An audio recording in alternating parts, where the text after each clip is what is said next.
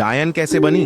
विस्तृत कहानी। यह कहानी 200 साल पहले के बिहार के एक छोटे से गांव संदेशपुर की है।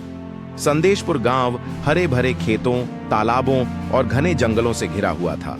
वहां एक महिला सुधा अपने पति रघु और बेटी आरती के साथ रहती थी। सुधा सुंदर, मेहनती और दिल की बहुत अच्छी थी। वह जंगल से जड़ी बूटियां लाकर बीमार लोगों का इलाज करती थी। गांव के लोग सुधा की बहुत इज्जत करते थे, लेकिन कुछ लोगों को उसकी खुशहाल जिंदगी से जलन थी, खासकर गांव के मुखिया ठाकुर रणवीर सिंह, जो उसकी जमीन पर कब्जा करना चाहता था। दुर्भाग्य की शुरुआत एक दिन गांव में अचानक एक भयंकर बीमारी फैल गई। लोग बीमार पड़ने लगे और कुछ की मौत हो गई। ठाकुर रणवीर सिंह ने अपनी चालाकी का फायदा उठाते हुए गांव के लोगों को यह यकीन दिलाया कि यह सब सुधा के जादू टोने की वजह से हो रहा है। उसने कहा, सुधा जंगल की जड़ी बूटियों का इस्तेमाल कर हमें नुकसान पहुंचा रही है। वह डायन है। अगर इसे सजा नहीं दी गई तो हमारा पूरा गांव खत्म हो जाएगा। गांव वाले, जो पहले सुधा पर भरोसा करते थे, अब डर और गुस्से के मारे उसके खिलाफ हो गए। सुधा पर अत्याचार। एक रात ठाकुर ने गांव वालों को इकट्ठा किया और सुधा के घर जाकर उसे खींचकर बाहर निकाला। लोग चिल्लाने लगे, डायन को मार डालो, ये हमारी मौत की वजह है। सुधा ने रोते हुए सफाई दी, मैंने कभी किसी का बुरा नहीं किया, मैं तो बस लोगों की मदद करती हूँ। लेकिन ठाकुर ने उसकी बात अनसुनी कर दी। उन्होंने सुधा को बांधकर गांव के बीचों बीच खड़ा किया और उसे जिंदा जलाने का आदेश दिया। सुधा का श्राप जलती हुई आग में सुधा ने कराहते हुए गांव वालों को श्राप दिया, तुम सबने निर्दोष को जलाया है। मैं श्राप देती हूं कि यह गांव कभी सुखी नहीं रहेगा। मेरी आत्मा तब तक चैन से नहीं रहेगी जब तक मुझे इंसाफ नहीं मिलेगा। आग में जलते हुए सुधा ने आखिरी सांस ली।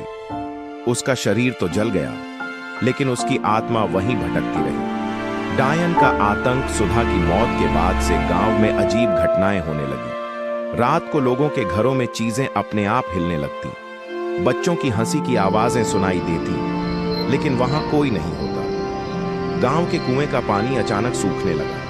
लोगों ने कहना शुरू कर दिया कि सुधा की आत्मा डायन बन गई है।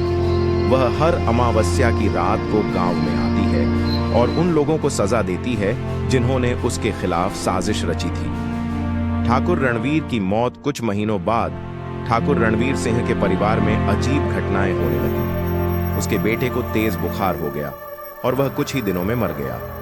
उसकी फसलें सूखने लगीं और उसका सारा धन खत्म हो गया। एक रात ठाकुर ने सुधा की आत्मा को अपनी हवेली में देखा।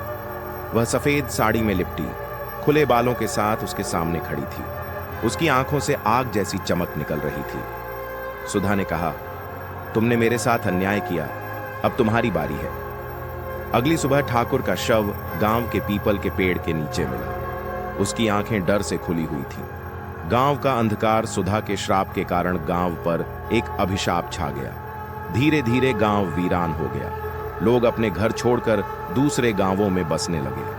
आज भी जो कोई उस गांव के पास से गुजरता है, उसे रात में सुधा की चीखने की आवाज सुनाई देती है। लोग कहते हैं कि उसकी आत्मा अभी भी न्याय की तलाश में भटक रही है।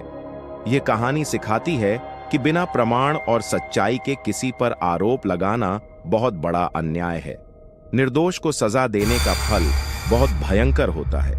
हमें हर किसी के साथ दया और न्याय का व्यवहार करना चाहिए।